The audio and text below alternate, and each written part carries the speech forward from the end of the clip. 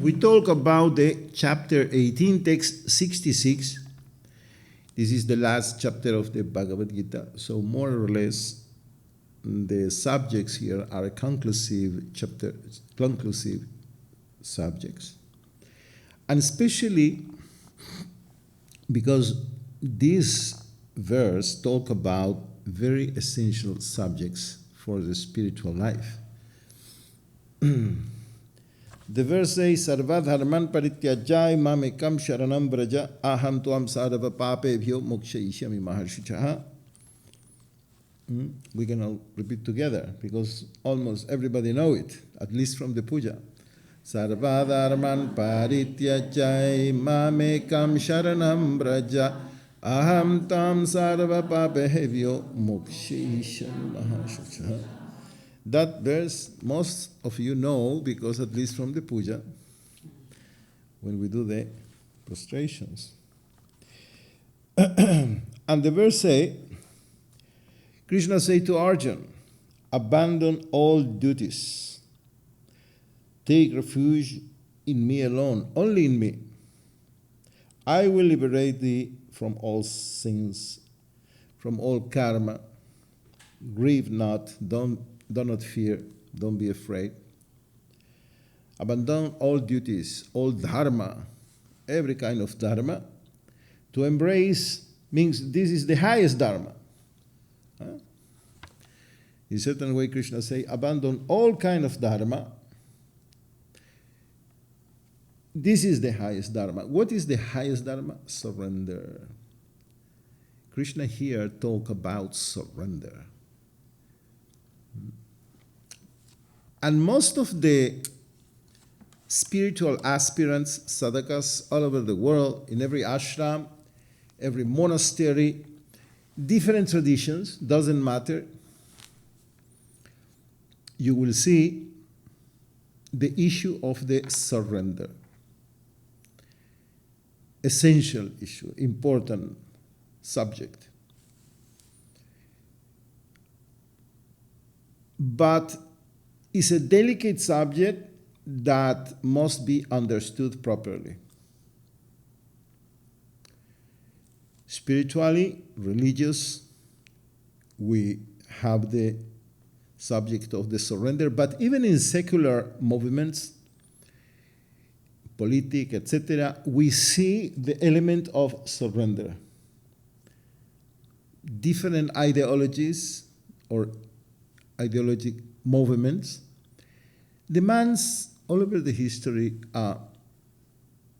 surrender from their followers, in the sense that demands to give up your own personal way of thinking and to accept the way of thinking of the movement, the party, whatever. Yeah, we can bring so many examples.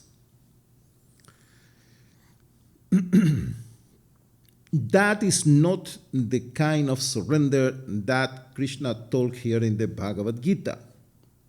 And that is the importance, because when you come to an ashram and you meet a guru, you can commit the mistake to think that this is the kind of surrender that we talk about. Like to do whatever the guru say, and if I am not able, I am not surrender. Yeah. We need to analyze it a little more, because this concept of surrender, this misunderstood, lead many people to a kind of exploitation, abuse. But this happens for many reasons. One of them is many people become disciples without understanding what is a guru. And not only that, without understanding what is a disciple. So that is the essential importance to swadhyaya, to learn the scriptures. Not a long time ago was a film of a person that acted as a guru, but he was not guru, and convinced people that he is the guru, and people become disciples. But that is the best example. It means if you don't know the scriptures, you don't understand what is a disciple, What is disciplehood? What is a guru? Who is a guru? And what is surrender? And then you become disciple and surrender to a guru can be a disaster. So all these processes should be with knowledge. It's important to investigate, to inquire, to check, and to go deep and try to understand. We have enough information in the scriptures to understand what is the direction. So in this, for example, this is a very good example. Here Krishna talk about surrender and demands surrender as a requirement to advance, to go forward in spiritual life. And here we should investigate, analyze, inquire, like Krishna too say in the chapter 4:34, that one of the main important roles to be a disciple is to inquire, to question. You have to learn. If not, we can see that many situations of abuse or exploitation happens because a wrong idea about what surrender is, and not only that, to whom to surrender. That is very important. You know, there are people who can have some psychological problems of self-image, feel or think they are nothing, low self-esteem, need love, attention, and then they need your surrender to feel the attention of somebody, you know. Usually people who didn't receive enough love in childhood from home. And this situation that many people look at them and they teach, they talk, is needed in order to feel somebody. And that is a beginning of some kind of exploitation to receive from you this energy, this attention. You understand? So it's important to pay attention to learn.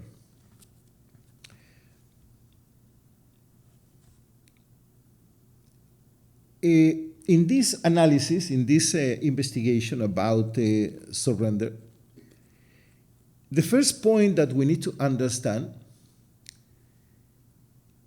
is that we can surrender, we can entrust only what is yours. Right? If I surrender to you and I give you the house of my neighbor, the car of my ex-wife, and I give you, I don't know, the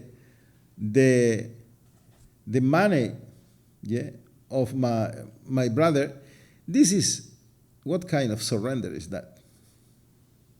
You surrender in account of other people. The only thing that you can entrust, you can give away, is what is yours, really yours. Then is surrender. No? This should be very clear. But think about it, yeah? Because if you don't understand this point, you cannot understand after what you mean by surrender. Is give something that is yours.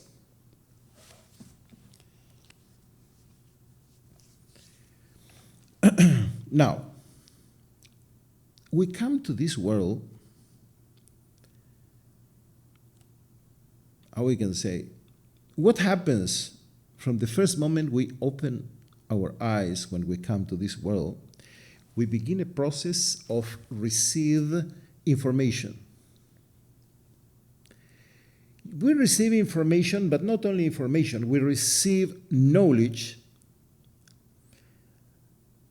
We receive a culture. If you're born in a Muslim country, in an Arab country, in South America, in a Jewish family, in a Hindu family, you first of all begin to receive a culture, a language, you receive certain tradition, you receive a lot of concepts, ideas, conclusions, assumptions. You receive a cultural heritage, ideas.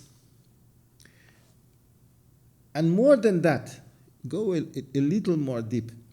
You receive what they receive from past generations. That means you receive all the history of your people, your nation, as an heritage. Because other people happens the same, and every generation advance a little more, and so you receive. And we can say you receive all the history of humanity from your family.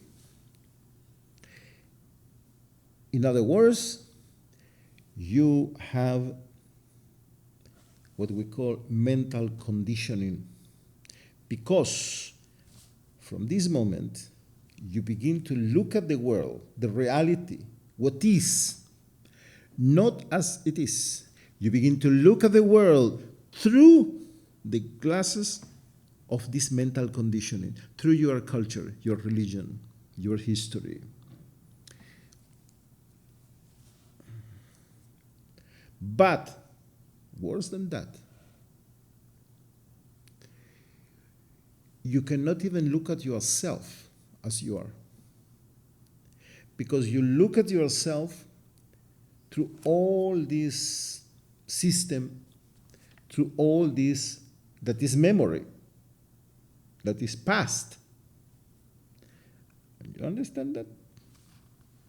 If you don't understand until here, it will be difficult for you to connect, to reach our central theme, that is the central subject, that is surrender. You receive information that is memory, that is past, that is the known. You keep it in your memory. You feel you know. From there, when you see, for example, a person from Japan you think should be a big martial artist or electronic genius. Yeah. When you see a person from Brazil you think should play football, soccer, something. Maybe the person never shoot a ball, but this is what you think. I don't tell you what you think when you see a Jew. Yeah, or when you see because you don't see what is, you, instead of look, see, observe, what you do is you project. What you project? Your mental conditioning. Your mental condition on others, on the world, on yourself. You look at yourself, at the world, with the glasses of your memory of the past. And you superimpose that in everything you look, you see. Your senses, instead of capture information or they project. At yourself, you look in that way. That is the reason that somebody say, I love you, and you cannot understand or accept it. Because you don't feel loved, for your reasons. Somebody say you are beautiful, but you don't feel you are beautiful at all. You don't believe it. You don't understand. You know, there are people who look in a, how I can say, reject people who love them. You hear about it? There are people that if somebody don't like them, this is okay. They accept it as a normal situation. But if somebody say, I love you, they look, this should be stupid. This should be nothing. This cannot be a very intelligent person. Why? Because I am accustomed that I don't feel loved, or I have inferiority complex. I have low self-esteem. So if this person say that love me, cannot be real, or he should be a little stupid. This is the way I look at myself, and the way I look life, the way I look others. Then, out of this lack of perception of reality, obviously I don't see world as it is. I see the world and life as they seems to me. Yeah?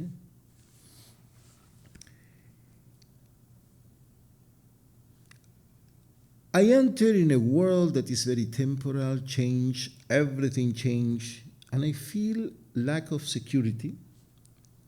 And I begin to, with my projection or superimposition on the world, to look for security in things that I have the feeling that they will give me some security, like a family, money. Even these things cannot give me really security. But they give me a sense of security. They give me, I feel secure. And to feel secure is not to be secure. It's only a feeling. And people look for security in all kinds of things. I could begin to live my life and impose, project my mental conditioning on the world, on situations, on objects, and on people. I want to go to a trip, I don't have a car, and I have a millionaire friend that gives me a loan, a car, for 3 days. I drive in the car, very happy, but it's not my car. And in some moment he called me and said, you know what, because you're my friend, I give you this car as a gift. Wow, I am so happy. I am so happy. And nothing really happens. I still drive in the car is the same, and I am the same, but something in me makes me so happy this is my car. Now I react and relate totally different to the car. I begin to investigate how much the car costs, and I say to people, be very careful now with the car, because it's my car. Everything changed. This is called adhyasa. It's an imposition. I impose something from my mind in the situation, even nothing changed. I work many years and I pay monthly for the house, and today the house is mine. I make a party. Nothing changed. No one nail, window, door, nothing changed. Not in the house, not in me. But this is a great day because now the house is mine. It's my house, you understand? It's my property. Or I become married, it's my husband, it's my wife. Or a child born is my child. My. All these mine are adhyas. It's a projection. It's not real. I think that if I will found a couple and I will be happy, all my life will be happy. This will change my life, totally. The other person think if I will have money and will be millionaire, that will change. I will be happy in my life. I will need nothing else. That is the happiness. Shobhanadhyas is the name. This is a projection, but it's the projection, illusory projection, that make me think or give an exaggerate value to something. To think that something I expect, or I have exaggerate expectations from something, is illusory too. Now, in this illusion, or these ideas, we say that I can surrender only when I give up, when I entrust what is mine. Yeah? Not what belongs to somebody else. Obvious. But then is the question, what can I surrender? What can I give up? What an entity that even his body, because my body is not mine. I didn't, and not you too, do my body. I didn't create it. And I don't think that one of you create his body. You receive it. We all receive our body. Our body was given. We need to see the difference between a loan and a possession. No? A loan is something that is temporal. If I have this book, this Bhagavad Gita, and tomorrow I need to give it back, it's not mine, it's a loan. But if I don't need to give it back, it's my personal property, it's my property. But everything, include our body, is a loan. That one day every single one need to give it back. So the body is not yours. It's not my body. And the same with the mind, the brain is not mine. Was given. And I gave today the example of even powers, like the power of knowledge, to know. Yeah? Jnana Shakti was received, was given. Icha Shakti, the ability to desire, was given. The power of desire. And Kriya Shakti, the ability of doing, was given. Because you cannot desire something that you don't know, so you need the Jnana Shakti. And in order to fulfill your desires, you need a capacity to do, Kriya Shakti. But all this was given to you. You didn't create it, so it's not yours. You cannot surrender nothing of this. It's not yours. And then, obviously, if not even your body is yours, not your brain, and not your capacity to know, to want, to desire, and to act, how can you give up or entrust these things to any guru or any god? And if all these elements was given, where is the giver? Where is the giver?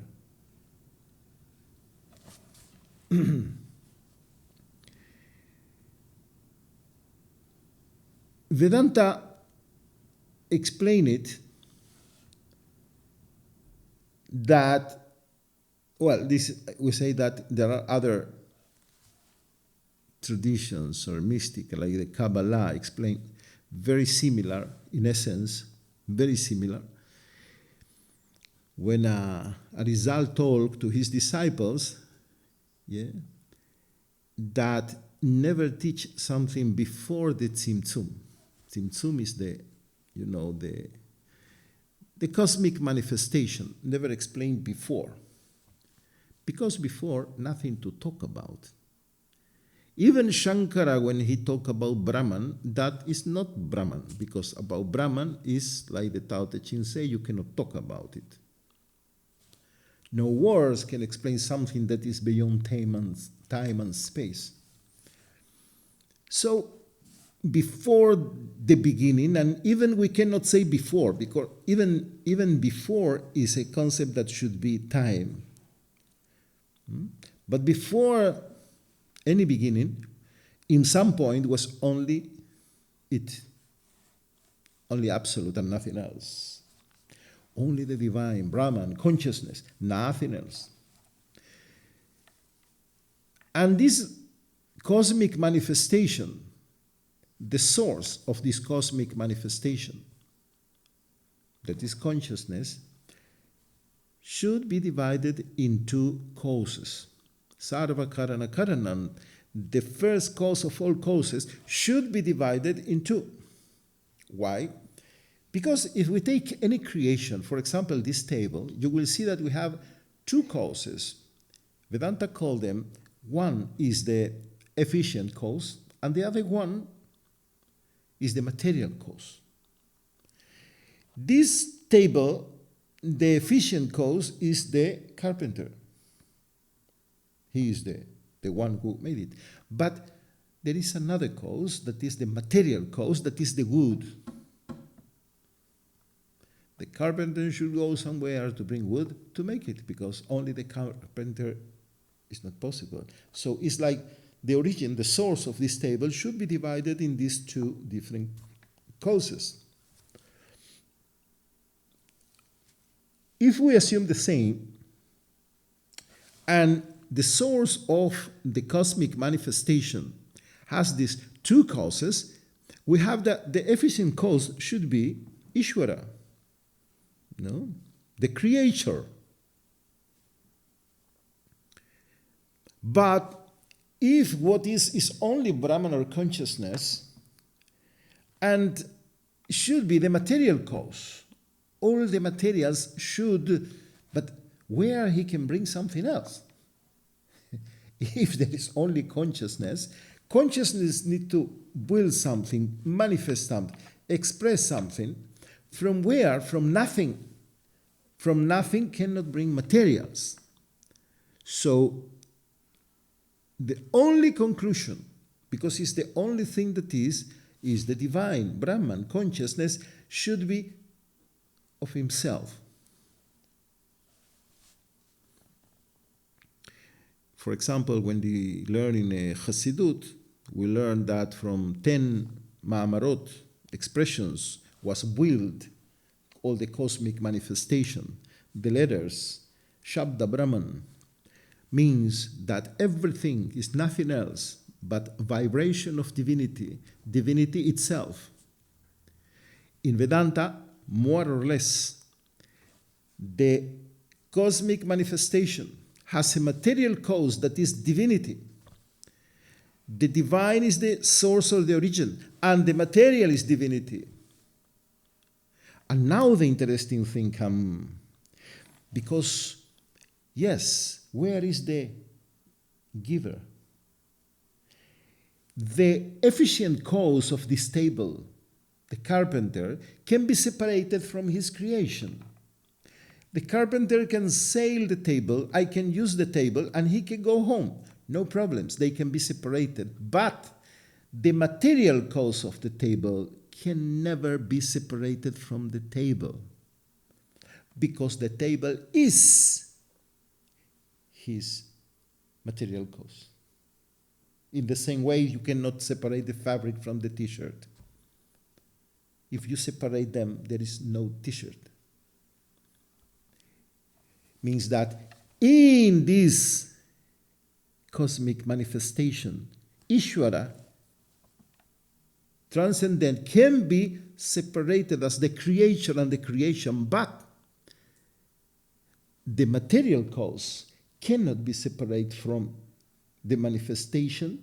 This world is consciousness, is divinity. So your body and your brain, that is not yours, was given. The divine is the giver, and is the divine itself in every single cell, because the material cause is in this body. You understand? So, if nothing is mine, not even the body, what can I surrender?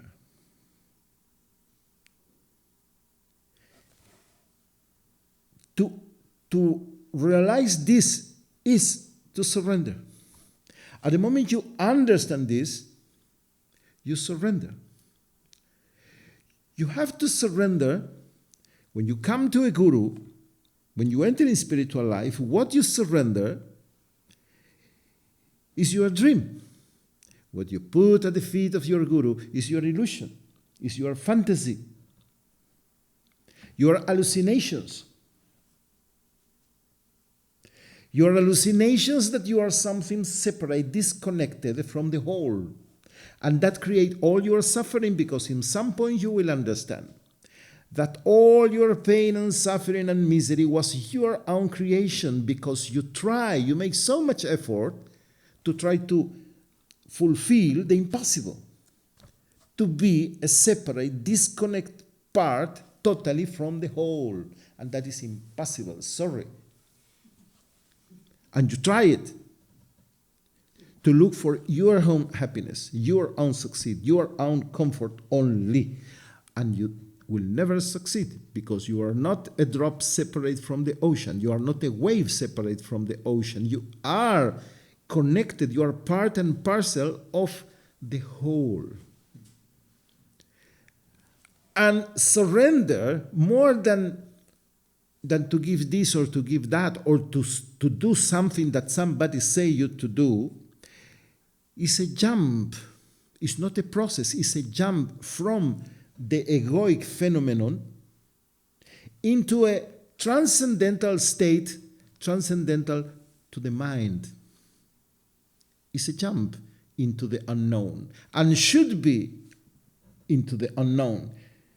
Surrender must be a jump into the unknown, because if it's in the known, if I surrender to God, to my concept about God, if I surrender that, I know who is that God that I surrender to him. He is part of my known, of my human conditioning, of my dream, of my private world. And believe me, reality is always public. Everybody meet in reality. Yeah? I give a lecture here and we all are here. Tomorrow one will talk with the other, will say, you was there? Yes, I saw. It's public. Usually illusion is private. A dream is private. If we don't have time to talk, I cannot invite you to a dream. In the night I will travel to Mexico in my dream. I invite all of you. We continue there, the lecture. It's impossible. Everyone has his own private, intimate dream. This is an illusion. And in this world, we think that we experience reality, all of us. But no, many of us go with his own private world inside the head, and sometimes even difficult one to understand the world of the other, because it's totally different. To give up, to put aside all this private world that is the egoic phenomenon, that is surrender. To do this jump into the unknown. The unknown that when you jump into it, you put aside the known, you feel fear. That is the reason Krishna says, do not fear. You feel the fear that you lose something. When you jump into the unknown, you lose something. You feel that you lose. What do you lose? Your ideas, your concepts, your conclusions, your assumptions, your beliefs, your history. The concepts you have about yourself, the way you look at it, you believe you are, the way you think you are, you lose it and you feel fear. But believe me, in this jump, whatever you lose was never yours. Because what is really yours, but really yours, you cannot take from yourself. You cannot separate from it. Even if you want, even if you make efforts, what is really yours is yours eternally. It's not possible to separate it. And whatever you lose, never defend, never keep it, because its fall was never yours. In this jump is the jump from the egoic phenomenon into the unknown place that is beyond your mind. And it's not a process. is a single moment, a single jump, a single moment. Is only surrender is no more than to open the eyes. Om Jnana Timirandas Ya Jananjana Chalakaya Chakshurum Militanjana Tasmai Shri Gurave Namaha. Nothing more than open your eyes and to see the fact, the reality. And the reality is beautiful. The reality is love. The reality is bliss. The reality is Ananda. It's we who made the troubles by trying to disconnect from the whole that is absolutely impossible. So, surrender is meditation. When you meditate, you should meditate with surrender. Because meditation is a state where you put aside your dream. You put aside every property, concept, ideas, your conclusions, whatever you think about yourself. And every meditation is a jump into the unknown. So surrender, maybe you have all kinds of ideas about what is surrender, but a real surrender is nothing else but to feel present in this moment as it is. And to feel deep in this moment in a meditative state. That is real surrender. Many can ask, why to a guru?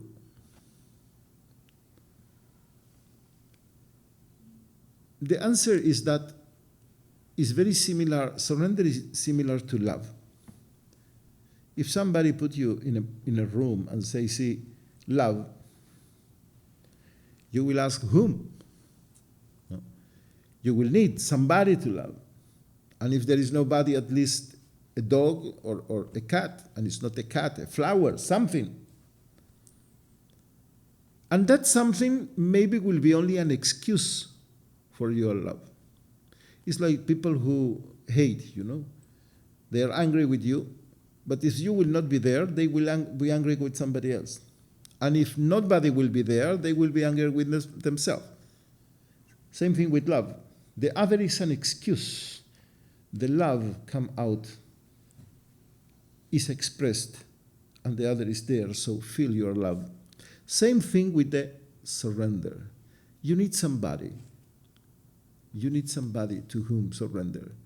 But if what you put at the end, at the lotus feet of the Guru, is nothing else but your fantasies, your illusions, your hallucinations of mind, your dreams, your private reality, in fact, nothing happens to the Guru. You don't receive much. But he is there as an excuse for your surrender, to make easy. When you surrender to Guru, you surrender to God. When you surrender to God, you surrender to existence, to life. But the important thing, never forget, the important thing is the surrender. This is the important thing.